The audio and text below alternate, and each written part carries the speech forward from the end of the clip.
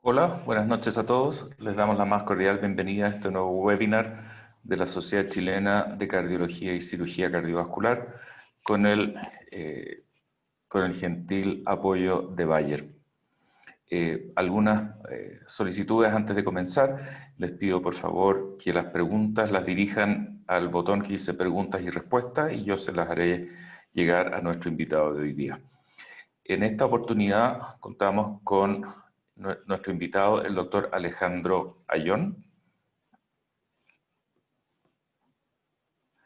El doctor Alejandro Ayón es cirujano vascular y endovascular de la ciudad de Guadalajara, en México. Bien, muchas gracias a Xochitl, a Bayer por la oportunidad de compartir con ustedes. Un gusto para todos. Saludos hasta allá. Daremos alguna charlita por aquí, platicaremos, los invito a ser participativos y a hacer preguntas y respuestas que enriquezcan más allá de lo que yo les pueda platicar, ¿no? Que rinda ese conjunto de conocimientos de todos para poder aprovechar esto de la mejor manera, pues en nuestra nueva forma de trabajar, ¿no? De interactuar, de generar conocimientos, interacciones, que nos cuesta un poquito de trabajo, pero bueno, hay que subirse al carrito, ¿no? Hay que adaptarse a esta situación.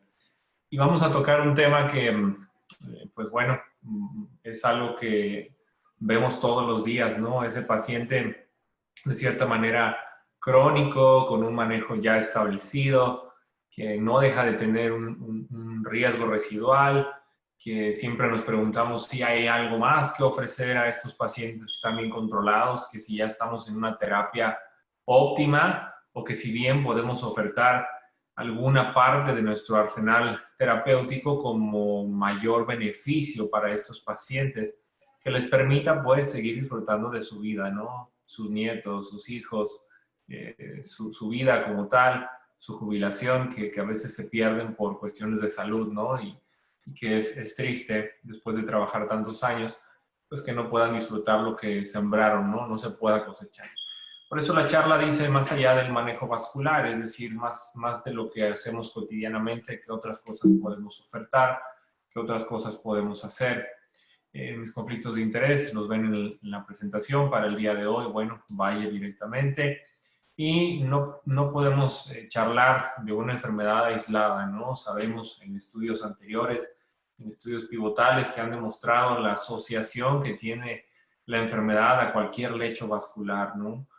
Muchas de las veces pensamos desde un punto de vista central, el corazón, pero más allá de eso, esa enfermedad obstructiva de las arterias, esa enfermedad polivascular, es algo que está con nosotros todos los días, ¿no? Porque el paciente que tiene una enfermedad cerebral seguramente tiene algo en corazón, en extremidades o a nivel de circulación visceral y viceversa, ¿no? Entonces, dejemos de ver al paciente como una sola enfermedad y tratemos de entender que es muy probable que exista la posibilidad de tener más de un lecho vascular afectado. Y aquí, sin pararnos el cuello, ¿no? De la gente que atendemos la parte de enfermedad arterial periférica, pues algo muy importante es que el paciente con enfermedad arterial periférica es el más complejo de todos, ¿no? Cuando un paciente desarrolla una enfermedad arterial periférica sintomática, es por mucho el paciente con mayor probabilidad de complicaciones cardiovasculares mayores. Es un paciente que a veces llega en etapas muy avanzadas, en etapas tardías, donde no se hizo la referencia oportuna o el diagnóstico de manera temprana, o no se trató de la manera correcta, que eso sí es algo muy lastimoso, ¿no? Porque podemos llegar a entender que el paciente en su desconocimiento de la enfermedad, del medio, pues no acuda de manera oportuna a una atención, pero lo que sí creo no se debe de pasar por alto es un mal manejo a través de un mal diagnóstico, ¿no? Entonces, el hacer un diagnóstico correcto será fundamental para poder ofertar a los pacientes, ¿no? Y decíamos, en resumen de lo que estamos platicando, pues es que es una enfermedad pobremente difundida. Se tiene, en teoría, hablando de enfermedad arterial periférica, todo un mes para el awareness de la enfermedad y sin embargo no se sabe lo suficiente, no está bien difundida. El subdiagnóstico, que es algo que pega a muchas enfermedades, pero el impacto de ellas puede variar, y el impacto que tiene sobre mortalidad e incapacidad de nuestros pacientes, ¿no? Confusión de tratamientos, se confunden enfermedades arteriales y venosas con mucha frecuencia, o los manejos en sí. Y la referencia tardía en etapas avanzadas, ¿no? Hablando de enfermedad arterial periférica en particular, se dice que alrededor de 202 millones de personas en el mundo padecen la enfermedad, y personas de 80 años o más van a tener alrededor del 20% de enfermedad arterial periférica. Un incremento en la incidencia de la enfermedad asociada al desarrollo de enfermedades como la diabetes, el consumo del tabaco y, por qué no decirlo, también el envejecimiento poblacional. A mayor edad, mayor probabilidad de generar la enfermedad, y lo que decíamos hace un momento, la posibilidad de desarrollar eventos cardiovasculares mayores en ese paciente que desarrolla una enfermedad arterial periférica. Es decir, la parte coronaria está ahí, se ha avanzado mucho, se tienen buenos resultados, obviamente sigue cobrando vidas por lo frecuente que es, por lo agresiva, pero no solo más allá de resolver esa enfermedad coronaria, sino también la asociación que tiene con otras enfermedades, ¿no? Cerebral, visceral, en extremidades inferiores. Y en extremidades inferiores, pues aquí vemos este dato duro, que la mortalidad cardiovascular se incrementa en 6 veces. O sea, 6 veces se va a incrementar la mortalidad vascular. Y esa es una gráfica que fue publicada ya hace un buen ratito, pero que no ha cambiado mucho de acuerdo a las probabilidades de morir a 5 años, ¿no? Donde vemos que un paciente que se somete a una amputación mayor, a una cirugía radical, después de padecer una enfermedad arterial periférica que no se pudo resolver de manera temprana o fue muy agresiva y pierde la extremidad, pues alrededor de 5 años en comparación con otros cánceres en mortalidad, pues es arriba de lo que es cáncer de próstata, cáncer de mama, que se hacen campañas muy fuertes, muy intensas de concientización. Octubre justamente, inclusive estamos en los meros días fuertes de la prevención del cáncer de mama, y eso ha permitido detectar oportunamente las enfermedades y, por qué no decirlo, pues también disminuir las probabilidades de morir. Sigue siendo una enfermedad muy grave que necesita mucha difusión y qué bueno que se haga. Pero vemos la mortalidad que tiene, equiparable prácticamente a un cáncer de colon a 5 años, donde prácticamente la mitad de los pacientes tratados por enfermedad arterial periférica van a morir en los próximos 5 años. Eso habla de la agresividad que tiene la enfermedad. Y alrededor del 30% van a morir dentro del primer año, ¿no? Entonces, son enfermedades muy agresivas que cobran factura muy brevemente, y que el impacto no solo en la mortalidad, sino en la incapacidad, porque no solo involucra que el paciente deje de trabajar, involucra que el paciente requiere de un cuidador o de un apoyo o de rehabilitaciones largas para volver a incorporarse, y entonces eso impacta a cualquier nivel de la sociedad. Los tratamientos, algo importante es tratar de evitar la progresión de la enfermedad, de mejorar esos pronósticos. Son enfermedades, insisto, muy agresivas, que van a tener un pronóstico pobre si no se les da el manejo correcto. Salvar la extremidad, incrementar la sobrevida y mejorar distancia de caminado como objetivos del tratamiento de una enfermedad arterial periférica es algo fundamental. Si el paciente desarrolla lo que nosotros conocemos como isquemia crónica que amenaza la extremidad, no hay vuelta de hoja. Ese paciente tiene que ser revascularizado, tiene que perfundirse mejor de esos tejidos y llevar así a evitar las amputaciones o a salvar extremidades, porque esos pacientes están a punto de perder la extremidad. Y hoy en día la terapéutica ha avanzado bastante y nos lo permite hacer de diversas formas, ya sea con la técnica convencional, con la técnica quirúrgica, a través de derivaciones vasculares, cuando es lo que se tiene como posibilidades, o cuando el paciente se va a beneficiar más con una cirugía convencional, o bien a través de procedimientos en hemodinamia, procedimientos endovasculares que permiten sí recuperar más rápido al paciente, pero a veces la durabilidad de esos procedimientos es algo que todavía está en duda comparados con procedimientos quirúrgicos, pero que en definitiva permiten hacer muchas más cosas de lo que podíamos hacer antes y salvar extremidades y prevenir esas amputaciones, ¿no? Entonces, la combinación de cualquiera de las dos es algo fundamental en el tratamiento, y considerar que puede ser candidato a una u otra de acuerdo a las necesidades personales del paciente. Y también en el medio en el que estemos, porque esta parte, la parte de hemodinamia, lastimosamente a veces es algo muy costoso y que los sistemas de salud no los pueden costear a todos los pacientes, ¿no? Y que hay que hacer, pues hay que resolverlo de alguna manera. Y las terapias quirúrgicas siguen siendo una opción quizá menos costosa, entre comillas, en el momento agudo, en el momento de desembolsar el dinero, pero a la larga se ha visto que algunos procedimientos son más asequibles con el procedimiento en hemodinamia. Pero eso es difícil de transmitir a la parte administrativa, ¿no? Donde a ellos les importa el número de ese momento y no en el número de largo plazo, ¿no? Entonces es algo que tenemos que considerar. Y la terapia médica óptima que no puede faltar. Es algo que se tiene que insistir mucho en el paciente. Lo sabremos, la gente que, como ustedes, que tiene enfermedades cardiovasculares a nivel de corazón, el control metabólico de esos pacientes es algo fundamental. Se tienen que mantener pues en raya, ¿no? Muy, muy bien controladitos, muy bien fijados, con metas muy bien puestas y exigirle al paciente, pero encontrar el equilibrio entre que el paciente lo haga o quiera hacerlo y cuáles son las opciones que tiene, ¿no? Obviamente quisiéramos que todos pudieran seguir las recomendaciones terapéuticas de las guías de práctica clínica y poder ofrecerle la mejor terapéutica para cada una de esas enfermedades, pero a veces son situaciones que no se pueden realizar por un aspecto económico, por falta de los materiales a nivel del sistema de salud que esté proveyendo los medicamentos. Y entonces tratar de optimizar esos medicamentos es algo muy importante, basándonos pues en lo que le ofrezca un mejor resultado o lo que abarque finalmente lo más posible de todo lo que tiene el paciente, porque el paciente no solo va a llegar con una enfermedad aterosclerosa polivascular, pues va a llegar con diabetes, va a llegar con hipertensión, seguramente con dislipidemia, ya tuvo algún infarto o un evento vascular y ahora debuta con un problema en las extremidades inferiores, o si ya tuvo un problema en las extremidades inferiores y debuta con un infarto a nivel de corazón, etcétera, etcétera. Entonces, tenemos que optimizar a veces estos recursos y quemar el cartucho que más beneficio le dé al paciente, ¿no? ¿Qué puede abarcar más? Eso es algo muy importante que tenemos que considerar cuando estamos limitados. Y obviamente en el paciente que ya tiene un dedo negro, una herida muy grande en las extremidades inferiores, pues el manejo avanzado de las heridas como parte de ese tratamiento. Y decíamos pues que hay esta necesidad no cubierta de lo que se denomina riesgo residual, ¿no? Aún en los pacientes bien tratados, con parámetros muy bien seguidos, de manera muy estrecha, con exigencias en seguimientos, como se hace en los estudios, y aquí algunos ejemplos de estudios muy importantes, donde eran poblaciones muy bien controladas, muy bien vigiladas, muy exigidas en muchos sentidos, y entonces vemos cómo este riesgo residual, conforme pasa el tiempo, se va incrementando. Y entonces decimos, ok, le estamos ofreciendo lo mejor a nuestros pacientes. ¿Hay algo más que le podamos ofrecer?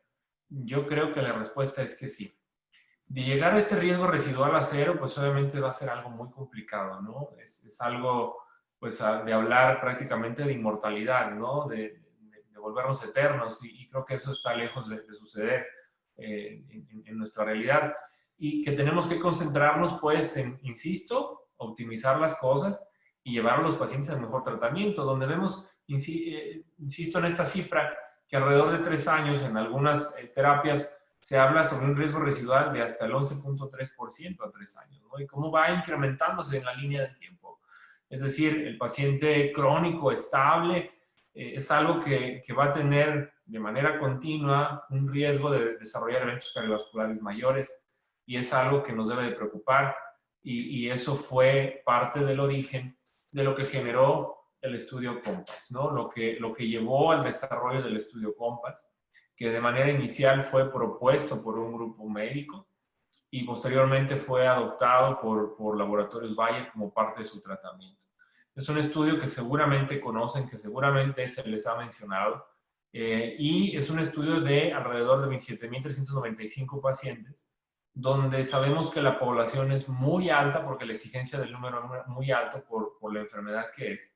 Y los invito a reflexionar sobre qué número de estudios se desarrollan con este volumen de pacientes. Sabemos que son pocos, la complejidad que implica, pero la apuesta era buena y salió favorable. El resultado es positivo del estudio. Vamos a platicar de él más adelante. El estudio habla sobre enfermedad arterial crónica del 91% de los pacientes y enfermedad arterial periférica del 27% de los pacientes. Aquí hay un mix, por eso las cifras no dan 100% como tal, y vamos a tocar adelante en ese punto. Decíamos eran 3 brazos, uno donde se daba 2.5 de rivaroxaban 2 veces al día, más aspirina 100 miligramos al día, 5 miligramos 2 veces al día, o en su defecto aspirina sola, ¿no? Y fue como se comparó. El estudio fue parado de manera prematura, como ya lo sabemos, por los resultados que se demostraron y lo poco ético que resultaba seguir investigando el estudio ya con los resultados positivos, ¿no? Aquí, hablando de la enfermedad arterial coronaria, crónica, vemos que eran, decíamos, 24.824 pacientes que tenían la enfermedad arterial coronaria, y donde vemos que las curvas se empiezan a separar, se mantienen separadas y los resultados son positivos y favorecen a la dosis de protección vascular, que es de 2.5 miligramos 2 veces al día, más aspirina 1 vez al día.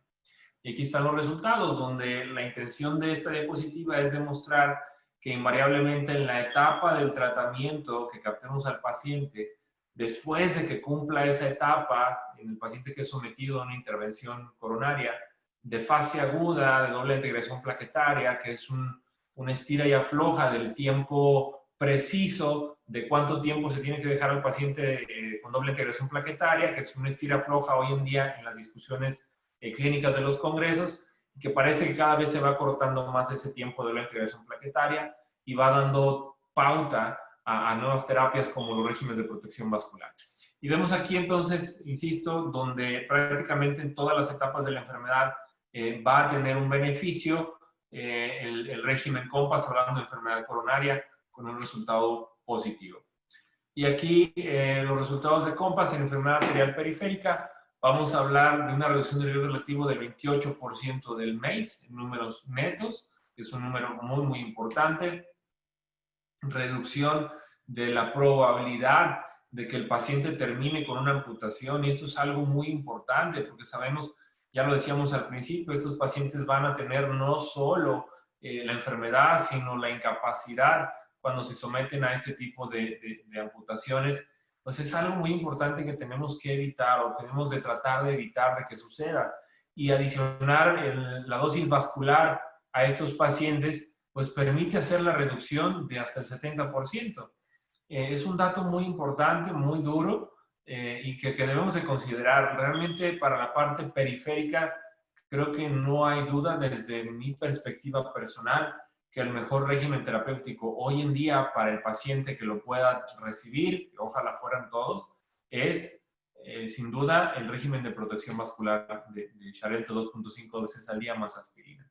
Y la variable compuesta, reducción del riesgo relativo de 46% entre MAIL y amputación mayor, que MAIL es definido sobre algún evento agudo o alguna extremidad que está en riesgo por la misma enfermedad arterial periférica, ¿no?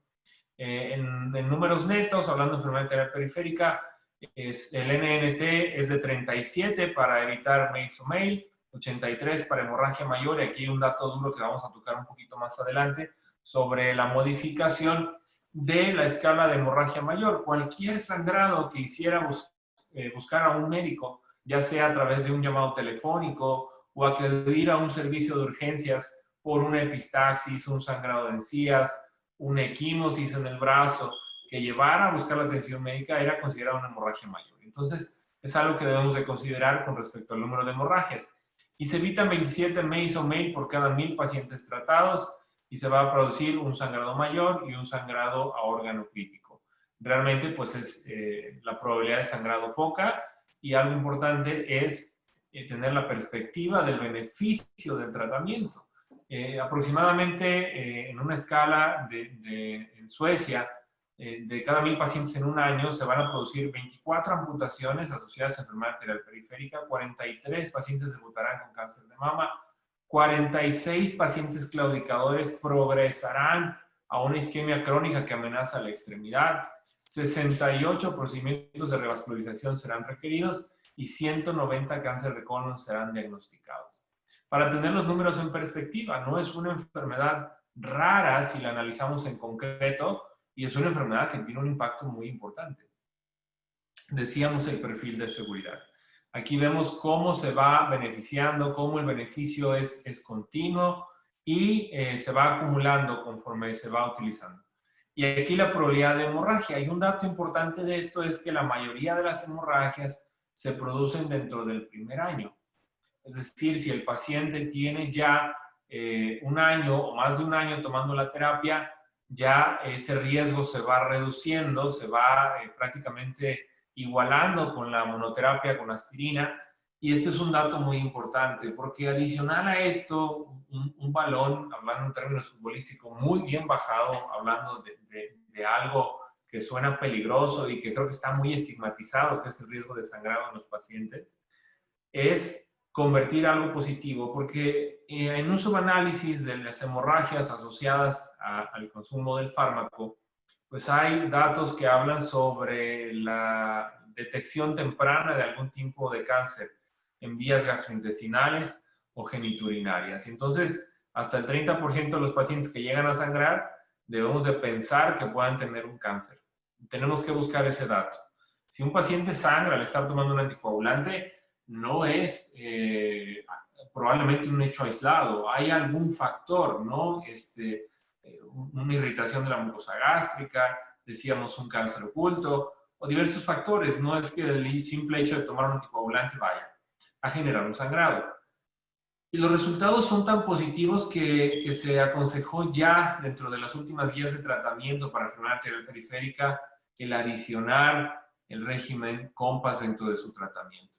Adicional a los lineamientos que vemos en pantalla, donde, insisto, es el control estricto de las comorbilidades, de las situaciones que lleven al paciente a tener el riesgo, ¿no? Como decíamos, la diabetes. Y si el paciente que tiene enfermedad arterial periférica no se conoce con diabetes, pues se aconseja buscar de manera intencionada esa diabetes. Y si tiene diabetes, también buscar de manera intencionada una enfermedad arterial periférica. Sabemos que muchas de las veces la neuropatía no les permite tener dolor y entonces vendrá pues las etapas más avanzadas a generar un problema sin que el paciente se dé cuenta, ¿no? El uso de estatinas prácticamente igual que en la parte de cardiología. Y los pacientes sintomáticos pues deberán de estar asociados a un anticoagulante plaquetario y ya está considerado el régimen COMPASS de dosis de protección vascular como parte de un tratamiento. Seguramente el tiempo dará la prueba del nivel de evidencia y los resultados que se han demostrado ya también en otras etapas de la enfermedad, donde seguramente el desarrollo de nuevos protocolos y de información que se vaya generando con la línea del tiempo pues nos permitirá subir seguramente el nivel de evidencia para estos resultados. Y con respecto a algo que surge mucho en los pacientes que tenemos enfermedad arterial periférica es la distancia de caminado. Decíamos que es parte del tratamiento. Y con mucha frecuencia se utilizan algunos fármacos para ayudar a que el paciente camine más. Y volvemos al tema de optimizar los recursos. Si bien lo que queremos es que camine, el hecho de darle un medicamento que no solo le va a servir para su estado cardiovascular, como la estatina, también se va a incrementar la distancia máxima de caminado. Es decir, si yo al paciente lo tengo con un régimen óptimo, realmente no tendría que darle un punto específico para mejorar la distancia de caminado, como lo es el silostazol o el naltrexonidrilo. Entonces, es algo muy importante mencionar porque si el paciente está bien tratado y seguimos las recomendaciones donde se adiciona una estatina como parte de su tratamiento, invariablemente del nivel de los lípidos que presente el paciente, pues ya estaremos favoreciendo su distancia máxima de caminado. Y entonces podremos centrarnos no solo en el impacto sobre la distancia de caminado, sino la mortalidad, o salvar la extremidad, como lo veíamos con el régimen de protección muscular, o quitar síntomas. Y entonces quitar un poquito ese estigma que se necesita dar un medicamento adicional a la terapia base, como lo es con estatinas, control de comorbilidades, etcétera, etcétera, para incrementar esta distancia de caminado. Y obviamente la rehabilitación, ¿no? Los resultados, aquí el beneficio clínico neto habla de un 20%, donde vemos, decíamos en diapositivas anteriores, el riesgo de sangrado es muy estable en la línea del tiempo, no va a ser en una línea de incremento a favorecer el riesgo de sangrado a pesar de tener tiempo tomando la terapia, sino que es muy constante el porcentaje de personas que llegan a sangrar cuando están en la terapia. Personalmente hasta ahora no me ha tocado ver a ningún paciente que presente una hemorragia. Quizá todavía no junto mis 10,000 pacientes, ¿no? Para ver el caso. Entonces, es algo muy importante. Y aquí mencionar que sí el beneficio se va a incrementar conforme el tiempo vaya pasando. Y esto es algo muy importante, porque estamos protegiendo a nuestros pacientes, el beneficio se irá incrementando en la línea del tiempo y el riesgo de sangrado se mantiene muy estable. Algo importante que sobra decirlo es que estos pacientes tienen que estar monitorizados de manera constante, ¿no? Tenemos que evaluar sobre todo su función renal y algo que geriatría nos exige cada vez más es evaluar criterios de fragilidad. Y realmente no es tan complicado, hay que ser muy objetivos. Hay gente que tiene 90 años, tiene una complexión robusta, es autosuficiente, su función renal está mejor que gente con diabetes de 50 y ya le queremos decir paciente frágil. La verdad es que el número en edad no representa realmente como tal, aislado, un criterio de fragilidad. Hay criterios muy, muy estrictos y tenemos que apegarnos a ellos, ¿no? No tenemos que negarle la terapia, pues, invariablemente de lo que necesita el paciente, simplemente por la edad. Hay criterios, ¿no? Con respecto a eso, riesgo-beneficio, y si el paciente puede ser candidato a esto y le va a ofrecer un beneficio, si tiene 90 años y no está con criterios de fragilidad, pues yo no vería realmente algún motivo por el cual no dárselo, ¿no?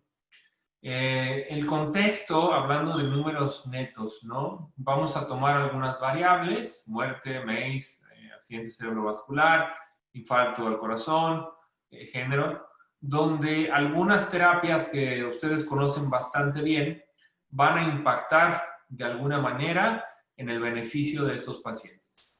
Reducción de lípidos, reducción de MACE alrededor del 21%, comparado con COMPASS, 24%. Muerte, 9% comparado con 18%, hablando de los resultados del estudio COMPASS en general. Prevención de eventos cardiovasculares a nivel cerebral, 42%. Número brutal. Infarto, 14%. Bajar la presión, 20%. 13, 27, 17. Miren las cifras. Los resultados son buenos. El resultado es positivo. Creo que los datos son duros, son contextuales. Las características basales de los pacientes que fueron estudiados no son raras. Realmente es el paciente que vemos todos los días. Cuando uno revisa los criterios de inclusión de COMPASS con detenimiento, te das cuenta que es el paciente que prácticamente ves todos los días. Y eso es algo muy valioso del estudio, que no son poblaciones raras, extrañas, con cosas muy, muy puntuales que obviamente se necesitan estudiar, pero COMPASS, dentro de sus criterios que obviamente tenía que tener, la población estudiada es una población que vemos todos los días, ¿no? Gente de más de 60, 65 años, con algún antecedente de enfermedad aterosclerótica a cualquier nivel. Obviamente hay sus características basales específicas hablando de enfermedad coronaria o enfermedad arterial periférica o enfermedad carotidia, pero realmente reunir los criterios de COMPASS no es tan complicado.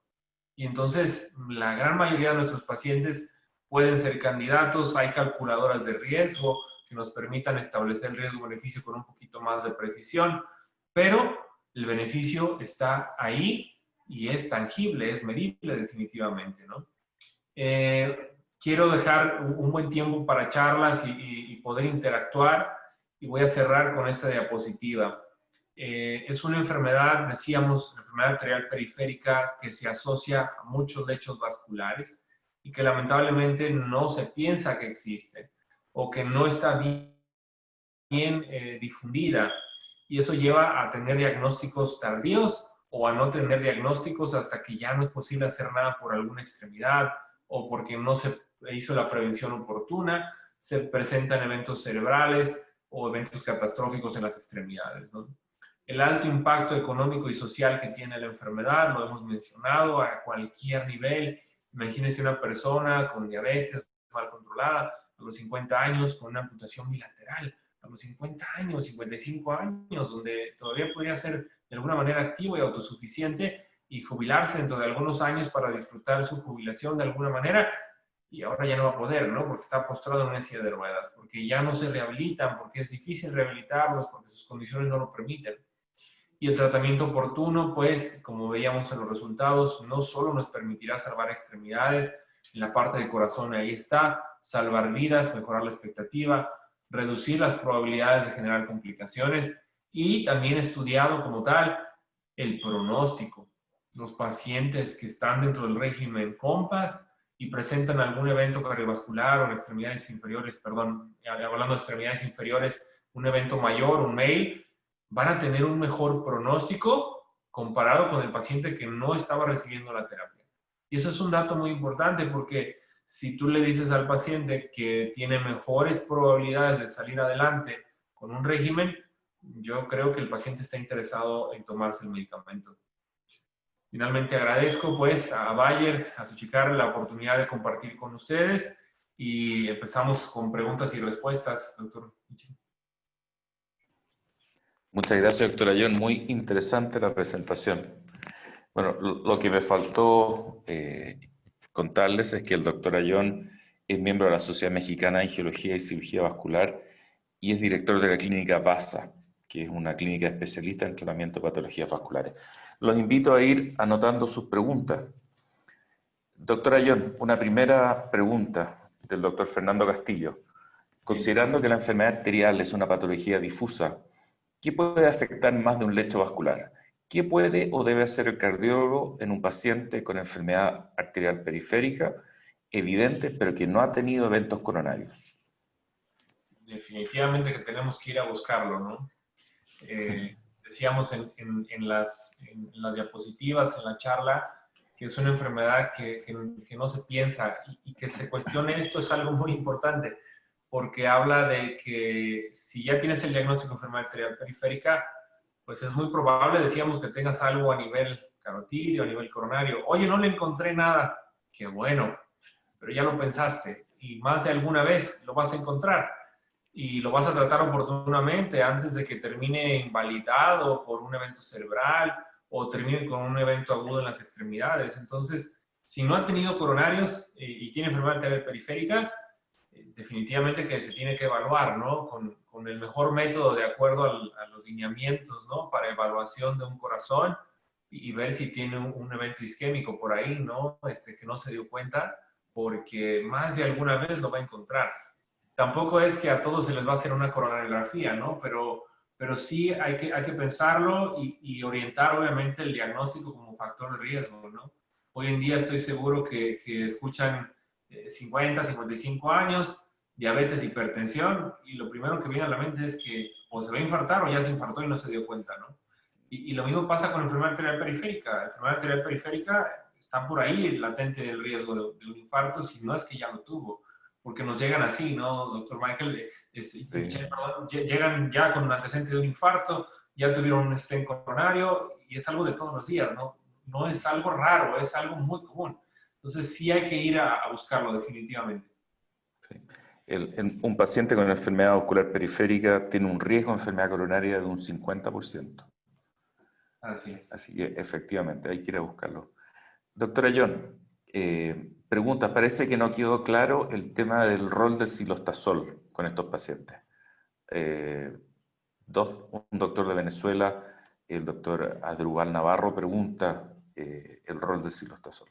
Bien, cilostazol, y voy a permitirme para enfocar un poquito más, regresarme a una diapositiva donde viene impactado, si me lo permiten, compartir pantalla de nueva cuenta, donde viene enfocado lo que hace cilostazol en los pacientes con enfermedad arterial periférica, ¿no?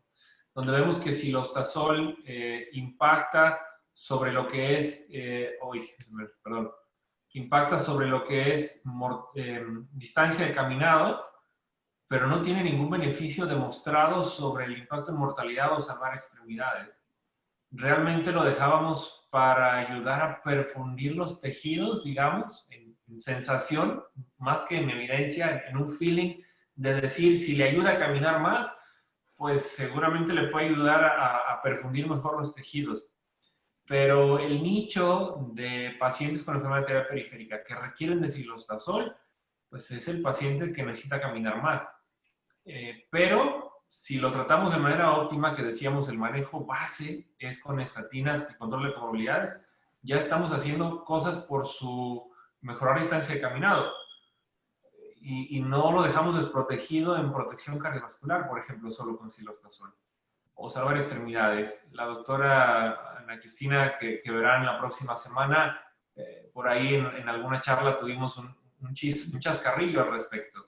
Y decía, con silostazol caminan más, pero a la tumba, decía. Y es verdad, porque no los estamos protegiendo, ¿no? Desde el punto de vista de los riesgos que tienen. Sí estamos ayudándolos a caminar más, pero estamos descuidando otras cosas que se tienen que cuidar, que se tienen que ofrecer a estos pacientes, ¿no? De manera definitiva. Sí, es muy frecuente que a uno le llegue pacientes con isquemia que amenaza la extremidad con indicación de silostazol. El silostazol no tiene ningún rol en ese tipo de pacientes, ninguno. Es solo un medicamento para mejorar la distancia de marcha, pero como menciona el doctor Ayón, no hay que descuidar los otros factores. Doctor Ayón, no sé si está familiarizado con lo que el doctor Parodi ha estado proponiendo recientemente sobre la ingesta de 2 litros de agua al día en estos pacientes. Para mantenerlos bien hidratados. Exacto. Y creo que eso debería de ser de base para todos, ¿no? Todos tomando agua. Sí. Gracias. ¿Qué le parece? ¿Qué opinión tiene? Una pregunta que hicieron Bien. los asistentes. Mira, pues los datos honestamente los desconozco de lo que está puesto sobre la mesa, ¿no? Con datos duros. Pero creo que en esencia ahí está, ¿no? Y la medicina a veces es así. Hay cosas que están enfrente de nosotros y no las jalamos, ¿no? No les ponemos atención. Pero el estado hídrico a nivel celular, pues es algo fundamental.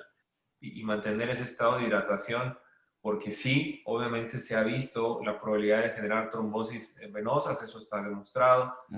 ¿Por qué no pensar que pueda generar también un evento agudo arterial, ¿no? Si un paciente está deshidratado, pues el volumen es menor, las resistencias vasculares, etcétera, etcétera. Entonces, por ahí desconozco los datos concretos, pero en mi opinión, de lo que escucho, no creo que esté descabellado.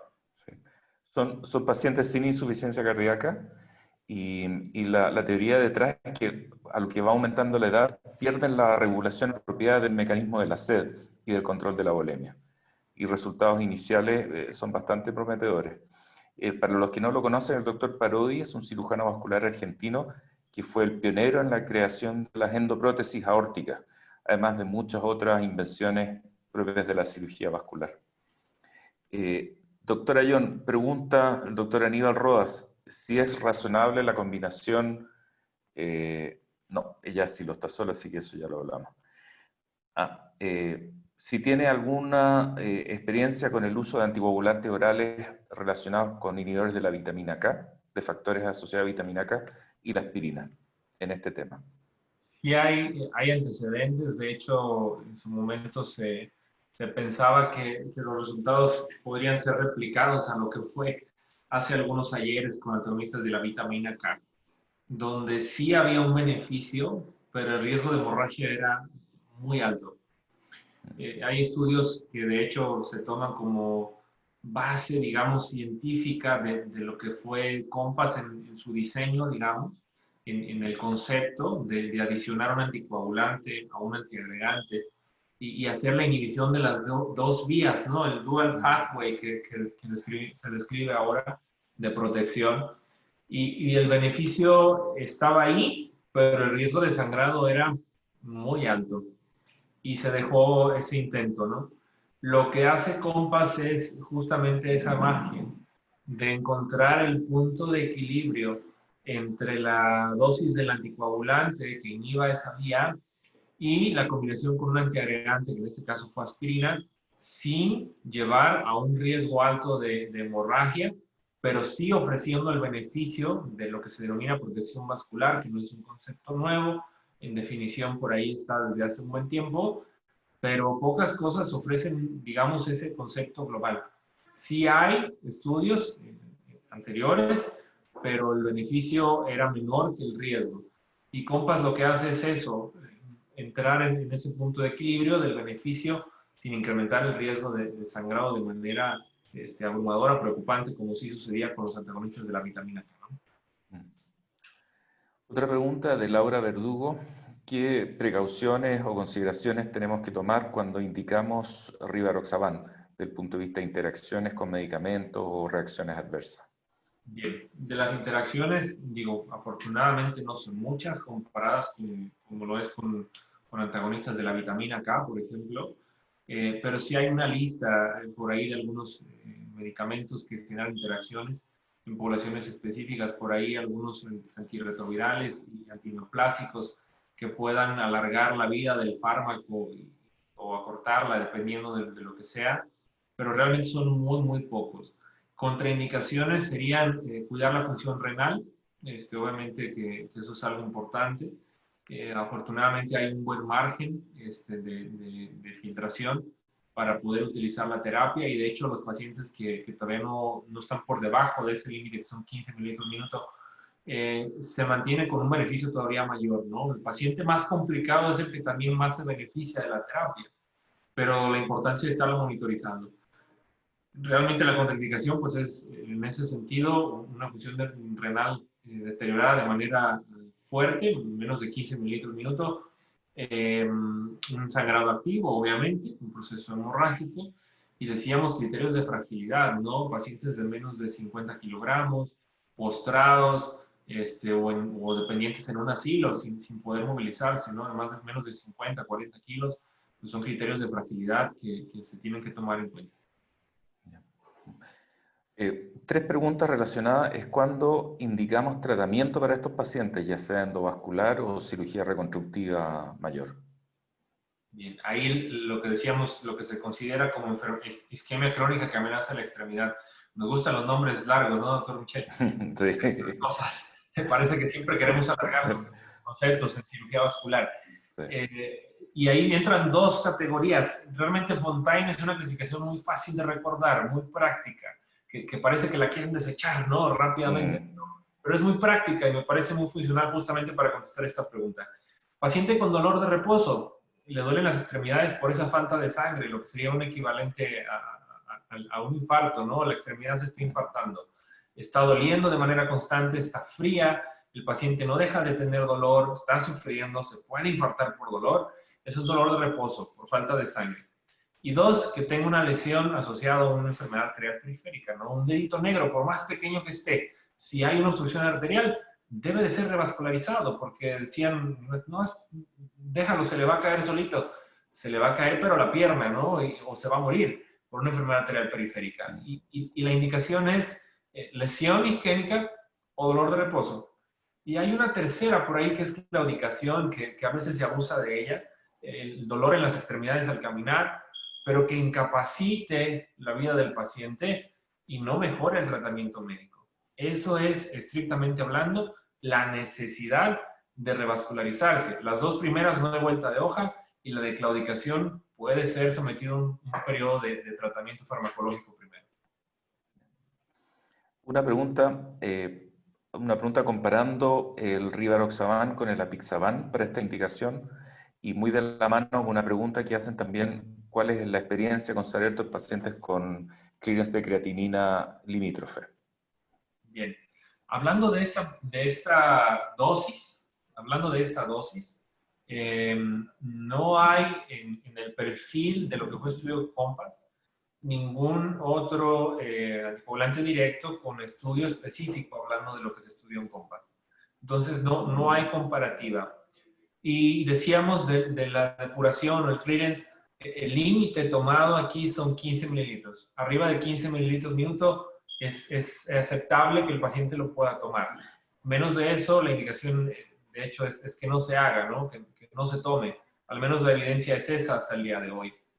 Monitorear al paciente es algo muy importante, ¿no? Que no rebase ese límite inferior de la función renal deteriorada, pero hasta 15 se puede utilizar. Es un dato importante. Perfecto. Preguntan si es válido usar Rivaroxaban en pacientes que no cuentan con el antídoto. Sí, claro. ¿Cuántas veces prescribimos heparina bajo peso molecular y no tenemos realmente un antídoto directo, ¿no? Creo que, y lo platicamos en las diapositivas, doctor, no me dejará mentir. Para nosotros como cirujanos vasculares pensar en un sangrado a lo mejor no suena catastrófico, ¿no? Porque cuando sangra un vaso, pues hay que ir y repararlo, pero hablando de sangrados en general, creo que se han estigmatizado mucho.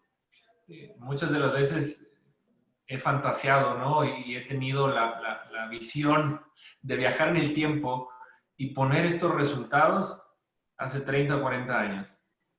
¿Quién hubiera cuestionado el riesgo de sangrado?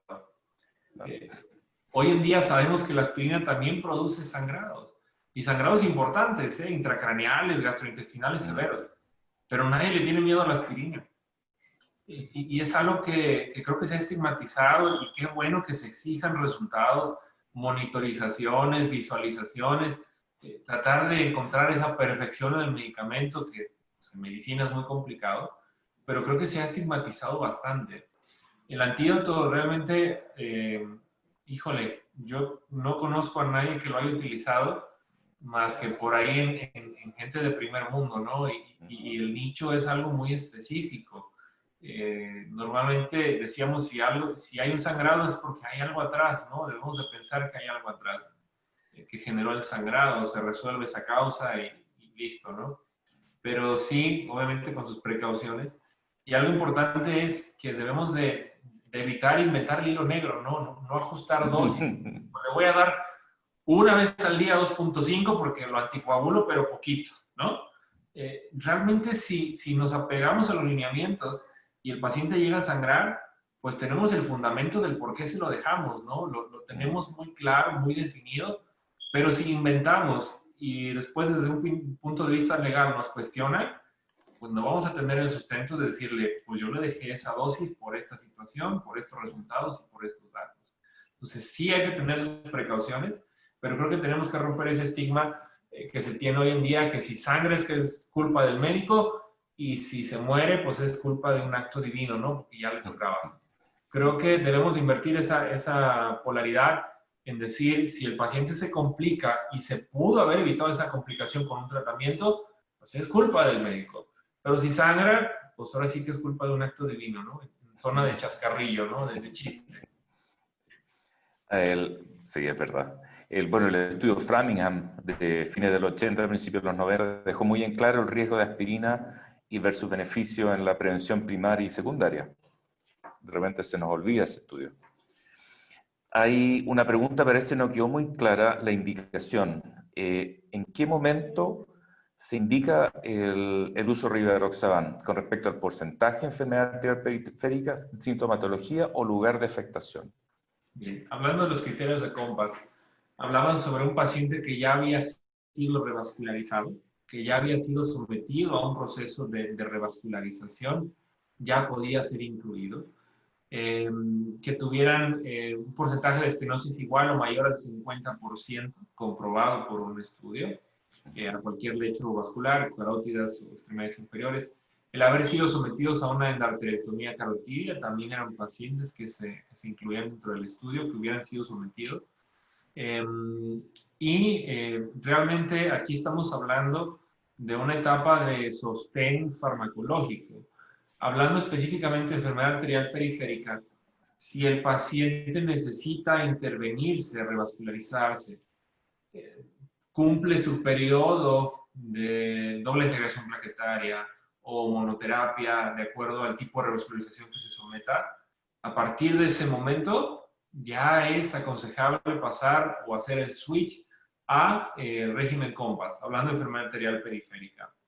Y en la parte coronaria es algo parecido. Pasa la etapa aguda del paciente que tiene una intervención percutánea del corazón, su necesidad de doble integrante plaquetario de acuerdo al tipo de stent que se puso, y a partir de entonces por ahí se empieza a considerar. La mayoría de los pacientes, como vimos en la diapositiva, pues eran pacientes ya más crónicos, más mal llamados, estables, ¿no? En la enfermedad coronaria, pero prácticamente por ahí ya hay también antecedentes de otros estudios que se hicieron en fase aguda, ¿no?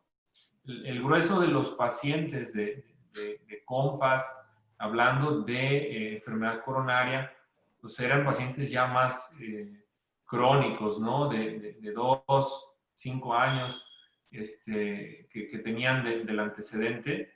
Y fue ahí donde viene también lo bueno, ¿no? Del paciente que ya se resolvió, que está en crónico y que le ofrecemos algo más, un beneficio adicional, decíamos. Una pregunta de espectador anónimo. ¿Por qué es tan llamativa la disminución del riesgo de accidente cerebrovascular? ¿Tiene algún insight al respecto? Sí, por ahí hay un análisis, es un dato muy importante que espero se haga mucha difusión al respecto de acuerdo a los resultados que se vieron. Es un número muy, muy alto de protección que no se le ha dado, creo, el boom que se le debería de dar. Espero que se tomen medidas de parte de la difusión del resultado, pero la verdad es que es un beneficio muy, muy alto. Y por ahí el por qué se obtuvo ese dato tan importante con precisión no se sabe, pero se sabe que protege. Y el resultado ahí está. Sí. Una pregunta, Ronald Johnson. Si hay un rol en...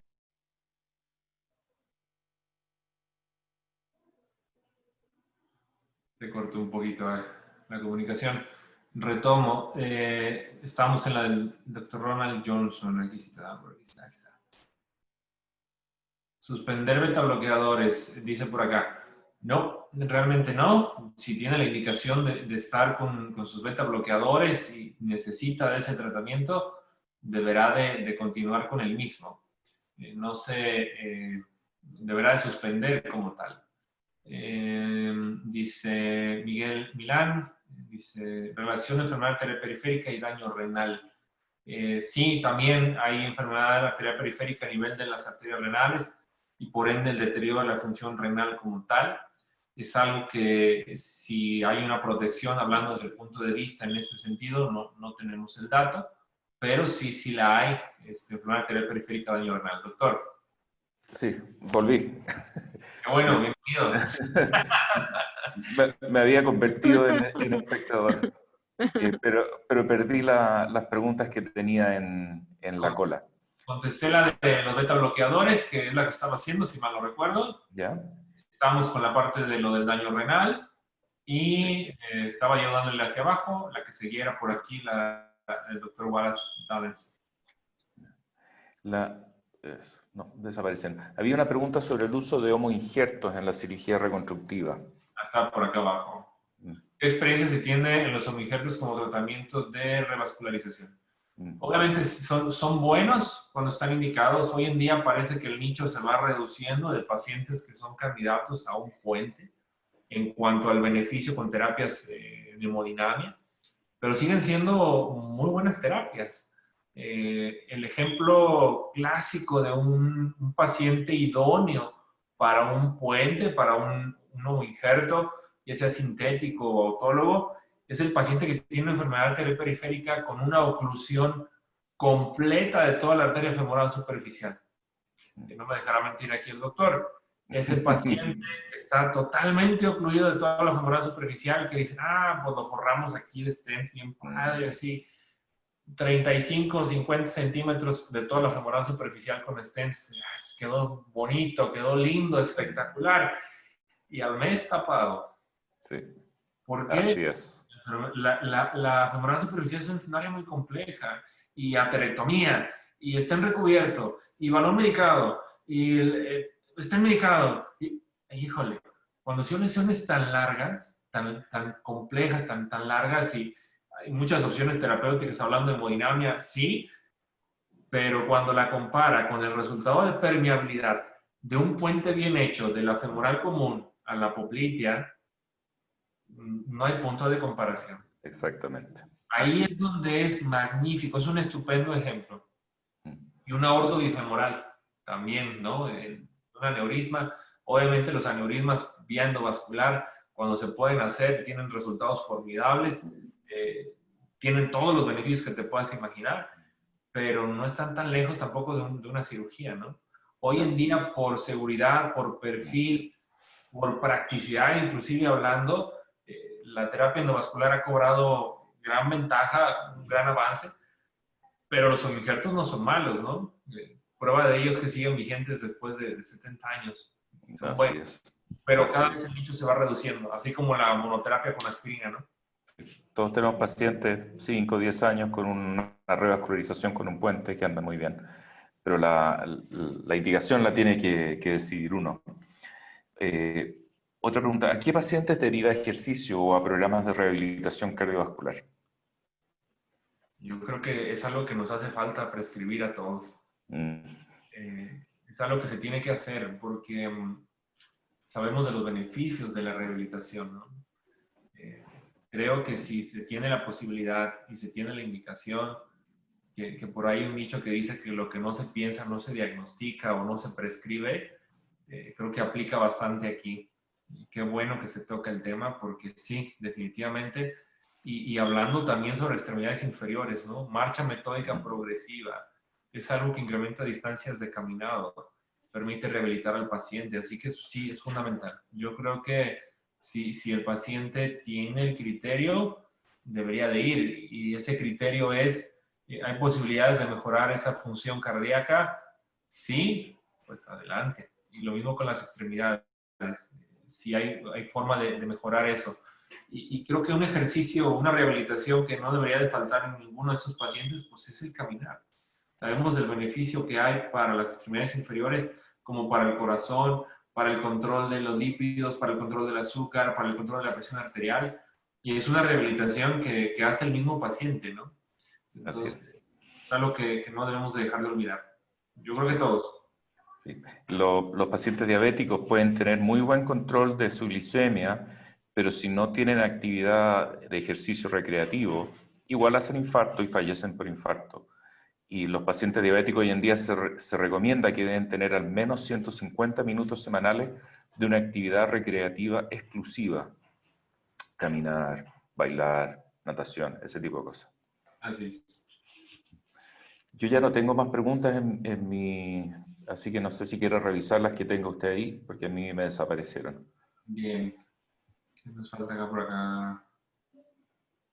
Dice, desarrollo de enfermedad arterial periférica post-COVID, ¿es posible? De forma aguda, no, pero sí eventos trombóticos, ¿no? Que es algo que se trombosan como desquiciados, ¿no? Como si no tuvieran otra cosa que hacer, además de Sí, la tormenta inflamatoria que tienen, se sí. trombosan por todos lados. Afortunadamente se recuperan. La semana pasada justo me tocó una interconsulta, un paciente que afortunadamente logró extubarse, logró ir a casa, pero entre las aminas y las trombosis distales, perdió todos los dedos de las dos manos y la mitad del pie, todo el antepié de los dos pies. Sí. Salió vivo el hombre, pero con mucho costo, ¿no? Mm, Prácticamente se quedó sin manos y sin antepié. sí. Sí, hemos tenido también pacientes que en relación a zonas ateromatosas que en la práctica clínica uno no consideraría relevantes, en el contexto de COVID se trombosan. Y hemos tenido pacientes que estando en prono hemos tenido que u operar rapidito o esperar a que mejore su función ventilatoria para poder resolverlo. Así es. Dice, el paciente que tiene ATC coronaria sin tratamiento endovascular, aquí voy a poner dos contextos porque entiendo las dos cosas. Con stent, dice, ¿con qué lo agregaría? Ok, si se coloca un stent coronario en una fase aguda, pues definitivamente que tiene que estar doble integración plaquetaria, pues lo que tengas a la mano, ¿no? Ahí eso es otra cosa. Si ya tuvo un stent coronario y cumplió el ciclo de 6 meses o un año, que tengo entendido se está discutiendo justamente esto, y se coloca un stent periférico, el stent periférico habla de por lo menos un mes de dura integración plaquetaria, hablando de un stent en las extremidades inferiores. Después de ese mes ya podría ser sometido al régimen COMPASS. Pero por ahí hay un estudio que seguramente será publicado después, será presentado después por allá, que es Voyager, donde ya se incluye a los pacientes en fase aguda que son revascularizados con este régimen, los resultados son positivos. No se debe de monitorizar los perfiles de coagulación en paciente con rivaroxaban de manera rutinaria, no es necesario hacerlo. El doctor Héctor Duche aquí pregunta si tiene un rol el protocolo COMPASS en pacientes coronarios por revascularización abierta. Ya. Hubo un grupo de pacientes por ahí, en subanálisis no lo hay. Sí los hay de los que fueron revascularizados hace algún tiempo y ya estaban en una fase estable, mal llamada, entre comillas, o una fase crónica. Sí los hay y sí hay beneficio igual. Pero en la fase aguda todavía no se tiene ese dato como tal, ¿no? Que haya en una revascularización inmediata, con revascularización cardíaca abierta, no hay un dato preciso de beneficio, de información.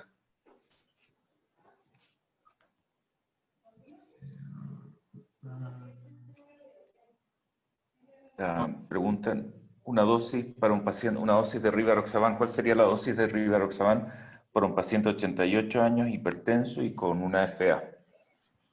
Si está en FA, si su función renal está bien, pues la dosis plena de anticoagulación. Si trae depuración de creatinina disminuida y se le puede hacer un ajuste de dosis en FA, pues un ajuste de dosis. Oye, que tiene enfermedad arterial periférica y tiene fibrilación auricular lleva la batuta, ¿no? Porque si le dejamos una dosis vascular a un paciente con fibrilación auricular, pues no estamos protegiendo la fibrilación auricular, que lo va a dejar con un evento embólico o lo va a matar, ¿no? Entonces, ahí lleva la mano, lleva la batuta, la dosis de la fibrilación auricular. Dice, estudio de imagen, aproximación a sospecha clínica. Aquí la sospecha clínica va con el interrogatorio de enfermedad arterial periférica, poner los deditos en los pulsos, ¿no? Es algo muy importante. Existe la posibilidad de hacer un Doppler lineal, un índice tobillo-brazo. Es una herramienta muy valiosa de primera línea. Nos puede orientar. El paciente con diabetes o renal que tiene las arterias muy calcificadas puede darnos un resultado satisfactorio por esa alteración de la rigidez de las arterias, pero si lo podemos hacer un Doppler lineal en consultorio para hacer un índice tobillo-brazo sería formidable.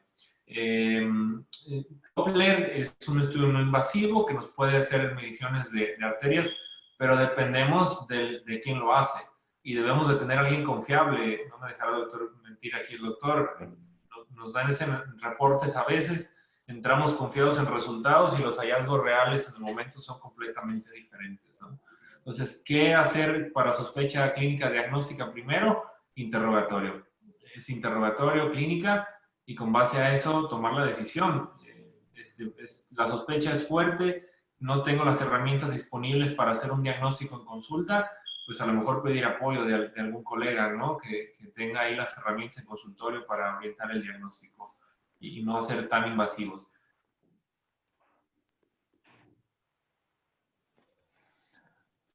Parece que se nos desconectó el doctor Ayón. A ver.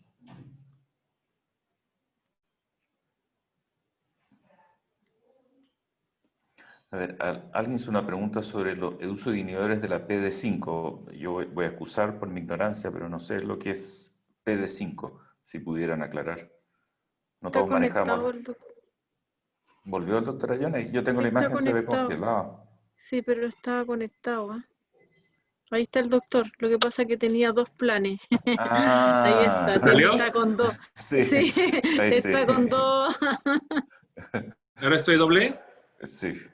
No, la otra imagen está congelada La ya. otra imagen se congeló, doctor. Está con una. Ok, ahí estoy, ¿cierto? Sí. Estoy con mi celular, así que no puedo ver mucho. Sí. Preguntan si uso de inhibidores de la fosfodiesterasa 5 en enfermedad arterial periférica. Bien. Nada como tal. Vasodilatadores, híjole, realmente ningún beneficio como tal.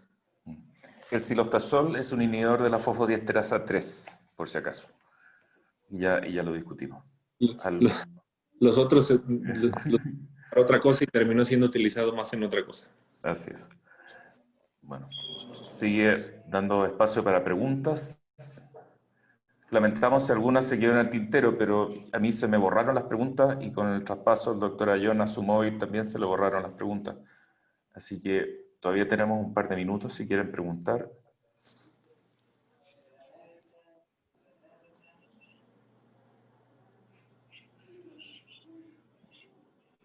No, parece que quedó todo así. Pregunta, pentoxifilina. No sé si tienen pentoxifilina allá en México. Sí, más de lo que quisiéramos. Este, doctor, no me dejará mentir, no conozco a un paciente que aguante la dosis para lo único que tengo demostrado que sirve la pentoxi, que es cicatrización de úlceras venosas, ojo, venosas, pero la dosis es destructora de estómagos, o sea, por prescripción yo no he visto a alguien que aguante más de 2 pastillas al día. Y realmente el beneficio para enfermedad arterial periférica, si bien en los 90 los resultados daban resultados positivos en incrementar la distancia de caminado, el contexto es prácticamente el mismo que silostazol, ¿no? La indicación es, entre comillas, distancia de caminado, pero híjole, las dosis no le aguantan el estómago a nadie y realmente silostazol funciona mejor si lo que queremos es incrementar la distancia de caminado, ¿no? Entonces, si tú me dices, ¿para qué lo prescribo? Para irritar el estómago al paciente. Así que el nicho de tratamiento de pentoxi hoy en día, pues realmente yo diría que es la herramienta que dejan a algunos servicios de salud, al menos es lo que pasa en mi país y estoy seguro que por allá también es lo que se tiene a la mano y es lo que se prescribe, pero realmente si las autoridades que regulan los presupuestos entendieran que se está tirando el dinero, las cosas cambiarían, pero la tarea es difícil. No, no tiene ningún rol. Y también están preguntando sobre el rol del silostazol en pacientes revascularizados y no revascularizados. No, solo recordar que el uso es para pacientes claudicadores solamente, Por ahí independiente quizá de su estatus. pensando en la inhibición de la remodelación de la íntima, ¿no? Que por ahí silostazol tuvo algunos resultados. Sí, pero híjole, no son tan abrumadores ni el beneficio es neto, lo que decíamos en algunas diapositivas, optimizar los recursos, ¿no? Sí puede hacer disminución de la hiperplasia de la íntima del paciente revascularizado, pero uy, los datos no son tan contundentes y yo optimizaría recursos. En vez de darle, pues, no sé, 2 pastillas más, pues optimizar en ese sentido, ¿no? De todas maneras. Una pregunta sobre un paciente postoperado de bypass distal, ¿qué tratamiento médico dejaría con seguridad, sí o sí? Bien, después de una fase aguda y hay unos lineamientos muy claros al respecto, si es, por ejemplo, con un injerto sintético, con un PTFE, el uso de doble integración plaquetaria, y está en duda, dejarlo anticoagulado.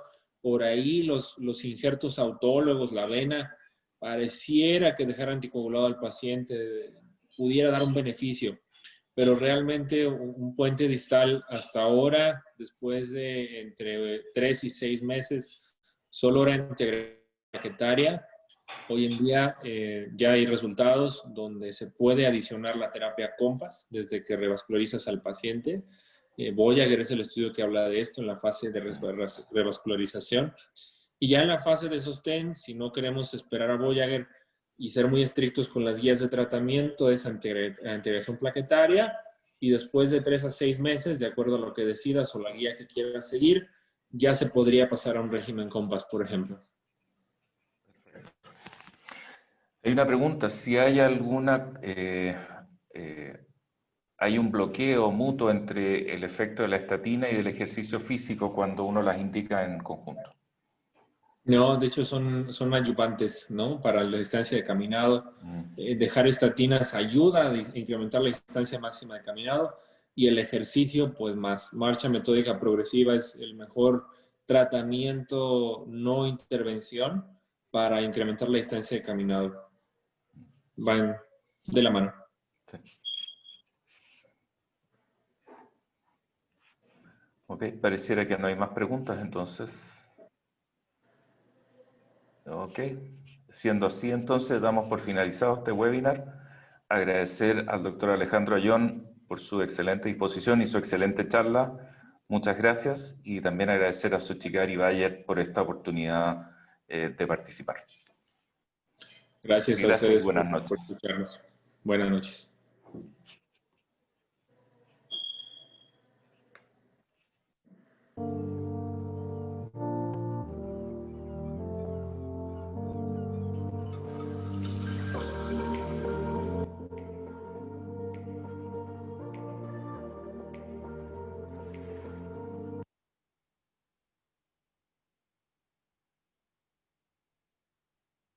Ok. Muchas gracias, Janet. Buenas noches. Buenas noches.